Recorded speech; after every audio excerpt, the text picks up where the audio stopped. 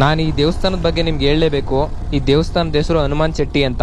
ವಿಷ್ಣುವಿನ ದರ್ಶನ ಮಾಡಬೇಕು ಅಂತಂದ್ರೆ ಹನುಮಂತನ ದರ್ಶನ ಮಾಡ್ಕೊಂಡು ಹೋಗ್ಲೇಬೇಕು. ನಿಮ್ಗೆ ದ್ವಾಪರ ಯುಗದಲ್ಲಿ ಹನುಮಂತ 2 ಬಾರಿ ಕಾಣಿಸ್ಕೋತಾನೆ.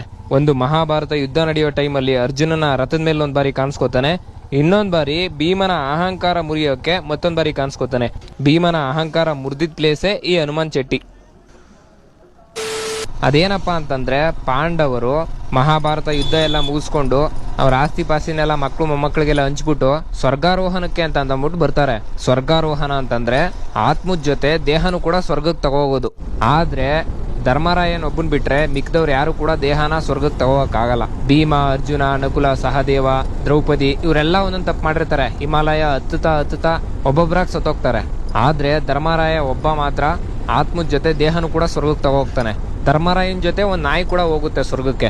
ಸ್ವರ್ಗಾರೋಹಣ ಮಾಡಿದ ಪ್ಲೇಸ್ ಎಲ್ಲಿದೆಯಪ್ಪ ಅಂತಂದ್ರೆ ಬದ್ರಿನಾಥ್ನಿಂದ ಸ್ವಲ್ಪ ದೂರ ಇದೆ. ಪಾಂಡವರ ಸ್ಟ್ಯಾಚುನ ಸಖತ ಮಾಡಿದಾರೆ ಗುರು. ಫುಲ್ ಸೈಕ್ ಆಗಿದೆ ಪ್ಲೇಸ್. ಸೈಕ್ ಆಗಿದೆ ಅಂತಂದ್ರೆ ಬ್ಯಾಡ್ ಓಡಿಸಲ್ಲಪ್ಪ, ನಮ್ಮ ಭಾಷೆಯಲ್ಲಿ ಸೈಕ್ ಆಗಿದೆ ಅಂತಂದ್ರೆ ಸಖತ್ತಾಗಿದೆ ಅಂತ. ಮೇನ್ ಆಗಿರೋ ಸ್ಟೋರಿನೇ ಮರ್ತ್ಬಿಟ್ಟೆ ನೋಡಿ. ಪಾಂಡವರು ಸ್ವರ್ಗಾರೋಹಣಕ್ಕೂ ಮುಂಚೆ ಶಿವನ ದರ್ಶನ ಮತ್ತೆ ವಿಷ್ಣುವಿನ ದರ್ಶನ ಮಾಡಕ್ ಬರ್ತಾರೆ. ಫಸ್ಟ್ ಶಿವನ ದರ್ಶನ ಮಾಡಕ್ಕೆ ಕೇದಾರ್ನಾಥ್ಗೆ ಹೋಗ್ತಾರೆ. ಶಿವ ಅಲ್ಲಿ ಅವ್ರಿಗೆ ಕಾಣಿಸ್ಕೊಳ್ಳಲ್ಲ, ನಂದಿ ರೂಪದಲ್ಲಿ ಕಾಣಿಸ್ಕೋತಾನೆ. ಭೀಮ ಶಿವನ್ನ ಹಿಡಿಲೇಬೇಕು ಅಂತ ಅಂದ್ಬಿಟ್ಟು ನಂದಿಯ ಭುಜ ತಬ್ಬಿಡ್ಕೋತಾನೆ. ಅದೇ ಕೇದಾರ್ನಾಥ್ ಅಲ್ಲಿರೋ ಲಿಂಗ. ಆ ಸ್ಟೋರಿನೇ ಬೇರೆ ಇದೆ.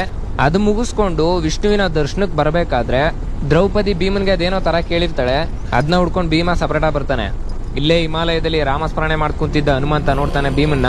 ಶಿವನ್ನ ಹಿಡಿದ್ಬಿಟ್ಟೆ ಅನ್ನೋ ಅಹಂಕಾರ ಇದೆ ಇವನ್ಗೆ, ಅಹಂಕಾರ ಇಳಿಸ್ಬೇಕು ಅಂದ್ಬಿಟ್ಟು ಇದೇ ಪ್ಲೇಸ್ ಅಲ್ಲಿ ಒಂದ್ ಮರದ ಕೆಳಗಡೆ ವಯಸ್ಸಾಗಿರುವಂತಹ ವಾನರ್ ತರ ಕುಂತಿರ್ತಾನೆ. ಬಾಲನ ಉದ್ದಕ್ ಬಿಟ್ಬಿಟ್ಟು ಭೀಮ ಹೇಳ್ತಾನೆ, ನಾನು ಹೋಗೋ ದಾರಿಗೆ ಅಡ್ಡಡ್ಡಾಗಿದ್ದೀಯಾ, ಸರುಕೋ ನಾನು ಹೋಗ್ತೀನಿ ಅಂತ ಹೇಳ್ತಾನೆ.